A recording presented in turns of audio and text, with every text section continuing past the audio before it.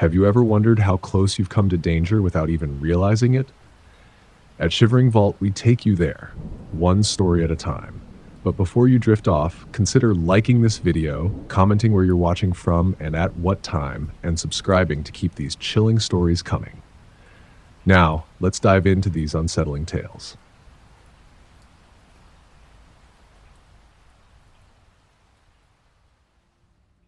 I'm 19 years old, and this happened to me last summer in Florida. I'm still not really over it, and honestly, I don't think I ever will be. For some background, my uncle owns this little cabin way out in the woods near a lake. He doesn't really live there full time. He just uses it when he wants to go fishing or get away from things. It's not the kind of place with neighbors or anything like that. Once you're out there, you're basically cut off. There's no one for miles except maybe the occasional fisherman or hiker passing through, but usually it's dead quiet. My uncle offered me the cabin for a weekend, telling me it would be a good place to relax and clear my head after finishing up the semester. I thought it sounded perfect. I was looking forward to just being by the water, maybe doing some fishing and having some peace and quiet with no classes, no noise, and no responsibilities. When I got there Friday afternoon, everything was calm. The cabin itself is pretty small, just one bedroom, a bathroom, a little kitchen, and a front porch that looks out over the lake. It's kind of rustic. No internet or TV, but it feels cozy in a way. At first, I honestly thought I was going to have the best weekend. The first night was uneventful. I cooked some ramen on the stove, listened to the crickets outside, and read until I was too tired to keep my eyes open. The silence was almost strange because I grew up in the city, but I liked it. The next day was hot and bright. I spent most of it walking around the property, exploring, and just enjoying being away from everything. By the time the evening rolled around, I decided I was going to sit by the lake and fish for a while. The sun was setting, the water looked calm, and it felt like the perfect way to end the day. I grabbed the rod from the cabin, walked down to the water, and settled onto this small patch of dirt where people usually fish from. It was so quiet I could hear every little splash in the water, every insect buzzing by, every leaf moving in the breeze. For the first half hour or so, I felt completely at ease. Then, out of nowhere, I noticed movement to my left. When I looked over, there was a man sitting maybe 10 or 15 yards away from me. He wasn't fishing. He wasn't doing anything, really. He was just sitting there on the ground. He had kind of hunched, wearing a gray hoodie with the hood up, even though it was humid and warm. At first, I thought maybe he was just another fisherman or someone camping nearby, but he didn't have any gear with him. No rod, no bag, nothing. He didn't even look at the lake. He was just staring, straight ahead, and then I realized he was staring directly at me. I tried to act like it didn't bother me. I shifted around, focused on my line, and told myself that maybe he was just resting or maybe waiting for someone else. But it didn't feel like that. It felt wrong. Every few seconds, I would glance back, and every single time, his head hadn't moved, his eyes hadn't shifted. He was locked on me. The air felt different after that. The sounds of the lake that had been comforting before now felt distant, like everything had dulled except my awareness of this guy. My chest felt tight, and I couldn't shake the thought that I was being watched in a way that wasn't casual or harmless. Eventually, I decided I'd had enough. I reeled in the line, stood up, and tried to walk calmly back toward the cabin.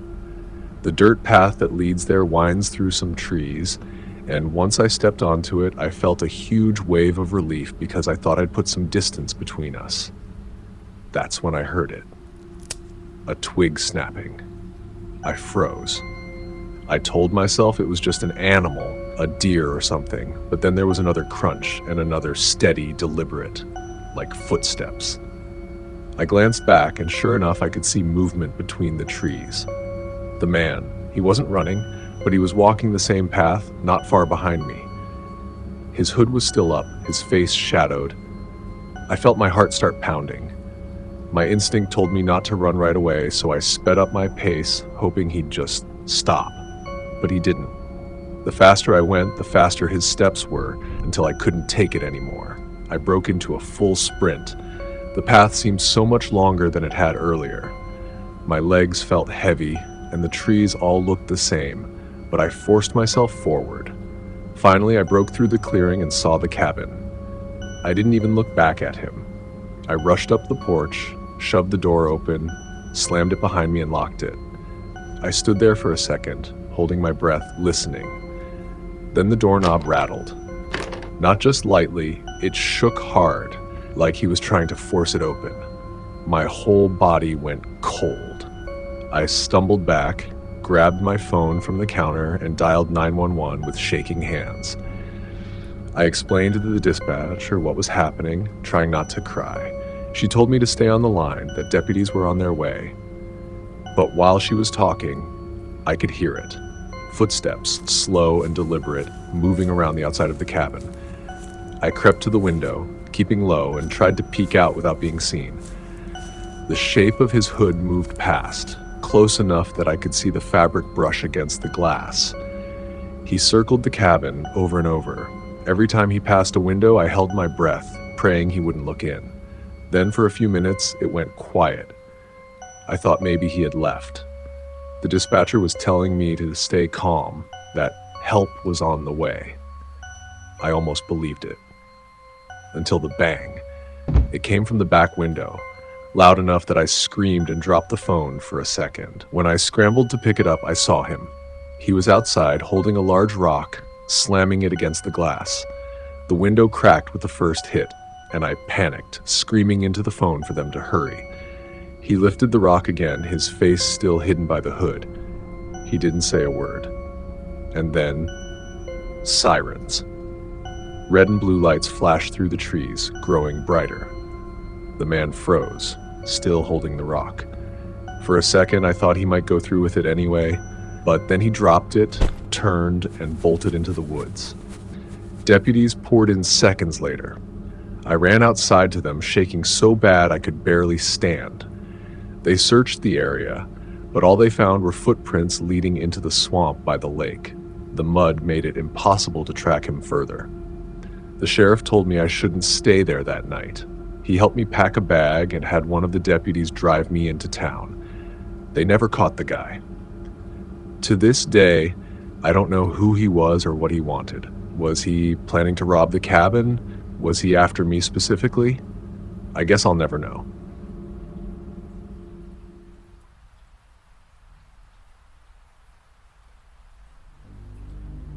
I'm a 28-year-old woman. I live in Florida, and I used to go jogging almost every morning around this lake trail that loops through a big patch of woods not far from where I live.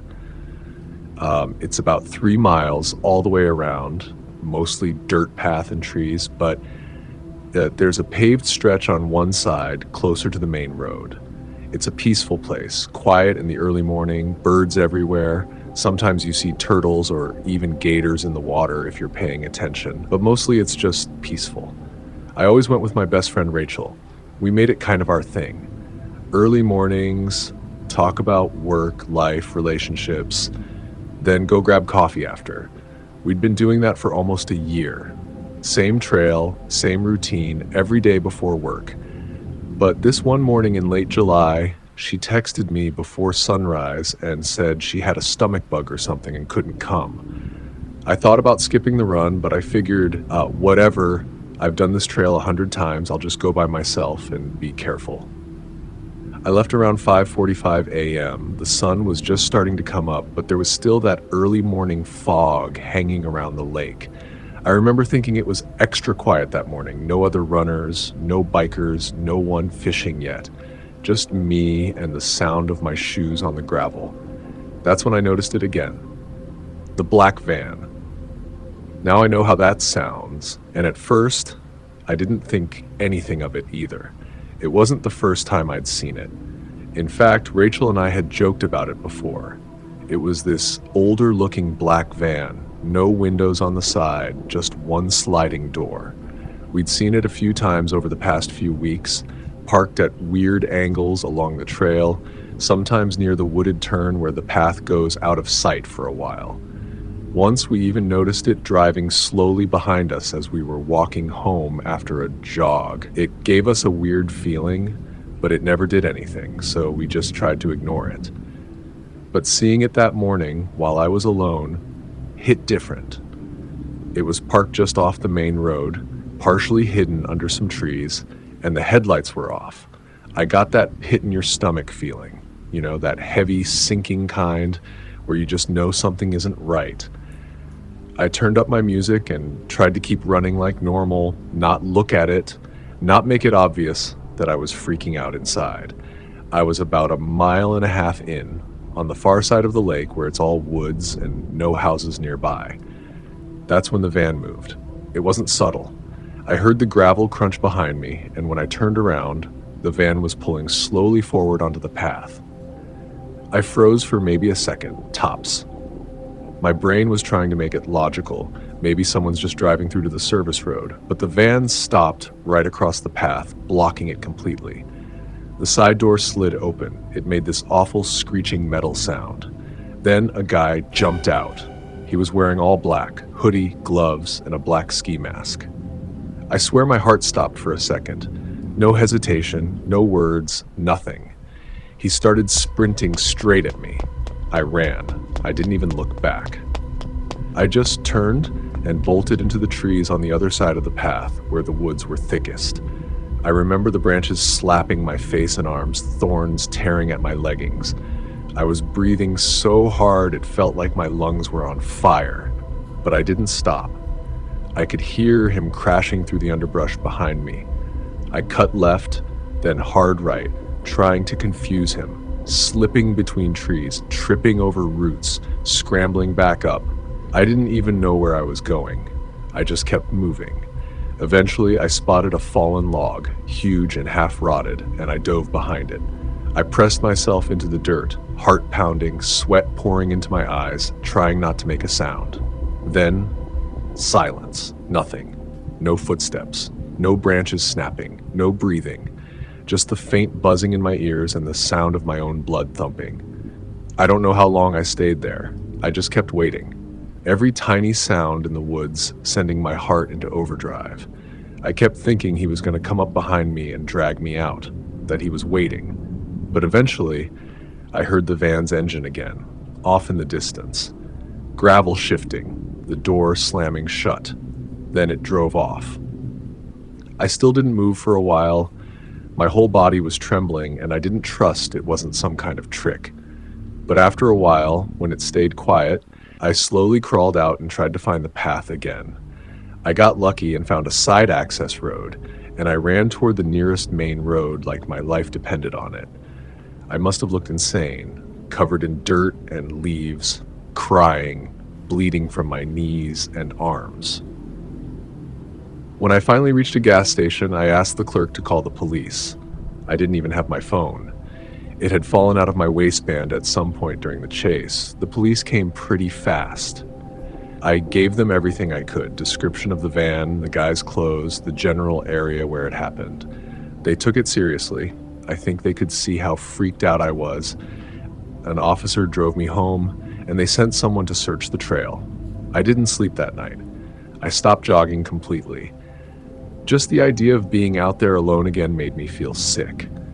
About 4 days later, the police actually contacted me. I was expecting it to be a dead end, but they told me they had located the van. Apparently, they found it parked in an abandoned property lot a few towns over. And when they ran the plates, they traced it to a group of men already under investigation for multiple attempted kidnappings. Some of those had happened just miles from where I lived. Even worse, they told me that a couple of disappearances they were looking into had happened near that same lake trail. A few women had vanished over the past year, all in the early morning hours. They believed the van had been stalking that trail regularly, watching, planning, waiting for someone to be alone.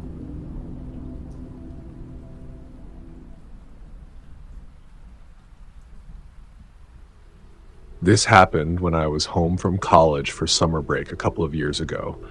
I live in Florida, and back then I was trying to pick up a little extra money before the fall semester. Babysitting was always an easy option, and one night, one of my mom's friends asked if I could watch her sister's kids. I didn't know them super well, but I'd met the parents once or twice, and they seemed nice enough. They lived in this lakeside cabin about 20 minutes outside of town. The parents were going to some evening fundraiser or dinner thing in the city, and they just needed someone to sit with the kids for the night. I said yes, thinking it would be easy money. But I didn't realize how isolated the cabin really was until I got there. The place was beautiful in its own way. The cabin sat right at the edge of this large, still lake. Cypress trees lined the shore, and tall reeds grew in patches along the water. The dock stretched out into the darkness, and even in daylight, the water looked black and bottomless. The gravel road leading to the cabin was long, narrow, and surrounded by thick woods. The closest neighbor was at least half a mile away, maybe more. When I pulled up, the sun was just starting to go down. The kids were already in their pajamas, and the parents gave me a quick rundown. Bedtime at 8:30, snacks in the fridge, emergency numbers on the counter. They thanked me, kissed the kids, and then drove off, their taillights disappearing down that gravel road. The kids were good. We played a board game, had some cookies, and then I tucked them into their shared bedroom upstairs. By the time I came back down to the living room, it was about 8:35. I grabbed a book I had brought with me, curled up on the couch, and tried to relax. For a while, it was fine. I'd read a few chapters, checked my phone a couple times, even dozed off a little. But around 9:30, something happened that jolted me awake. Headlights swept across the front window. A car was coming down the gravel road. I sat up, expecting it to be the parents back early, or maybe a neighbor. The car moved slowly, crunching over the gravel, and then it passed by the cabin without stopping. That was strange enough because, like I said, there weren't really neighbors nearby. I figured maybe someone had gotten lost. Still, my stomach twisted a little. 15 minutes later, it happened again. Headlights, moving slowly, crawling past the cabin, not stopping, not turning around, just moving on. The second time made my skin crawl. I told myself not to overthink it. Maybe someone lived farther down the road, or maybe it was just coincidence. After a few minutes of pacing, I went out onto the porch. I leaned on the railing, squinting out toward the lake. That's when I saw him. At the edge of the dock, a man was standing there. He was tall, with a cap pulled low over his face, and the faint orange glow of a cigarette flickered at his hand. He wasn't fishing, wasn't moving, just standing still, smoking. My throat went dry. I thought about calling out, asking if he was a neighbor, but something in me said no. The way he stood there, so calm, like he was watching, didn't feel right. He didn't wave, didn't acknowledge me at all. He just stood. I turned, went back inside, and locked the door.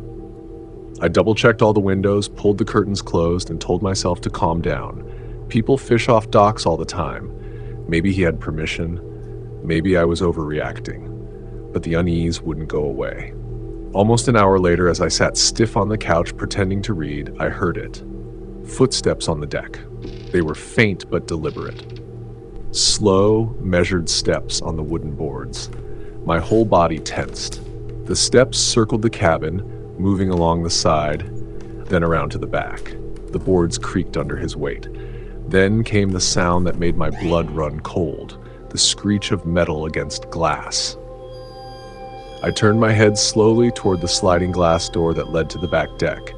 The handle was rattling. A metal tool, maybe a crowbar, was wedged into the frame. He was trying to pry it open. I didn't think. I ran upstairs as quietly as I could and woke the kids. They were groggy and confused, but I told them to follow me, and I led them into the upstairs bathroom. It was small, but it had no big windows, just a tiny one too high for anyone to climb through. I locked the door and whispered to them to stay quiet. the kids clung to me, wide-eyed, while I fumbled with my phone. My hands were shaking so badly it took me 2 tries to dial 911. I whispered into the phone, told the operator there was someone trying to break in, that I was babysitting, that we were hiding. The operator kept me calm, told me deputies were on the way to stay put to keep the kids safe. Downstairs, the prying stopped. Silence stretched on, broken only by the kids' quiet breathing. Then the footsteps started again. Slow. Circling. Testing windows. We stayed like that, crouched in the bathroom for what felt like hours. The kids clung to my arms, trembling. Every little creak of the house made me jump. Finally, red and blue lights cut through the trees outside. Relief hit me so hard my knees almost gave out. I whispered to the kids that it was okay now, that help was here. We listened as deputies shouted, their flashlights sweeping across the property. The footsteps stopped completely. I didn't dare move until they knocked on the door and called out. When I opened it, they came inside quickly, checking every room, every corner. They searched the woods, the dock, even shined their lights out across the lake. But there was no one there. All they found were tire tracks on the gravel road. The parents rushed home after the deputies called them. When I explained what happened, they looked horrified. They kept hugging their kids over and over, whispering how sorry they were. The deputies promised to increase patrols in the area, but they admitted there wasn't much else they could do. The man was never caught, and I'll never know who he was or what he really wanted.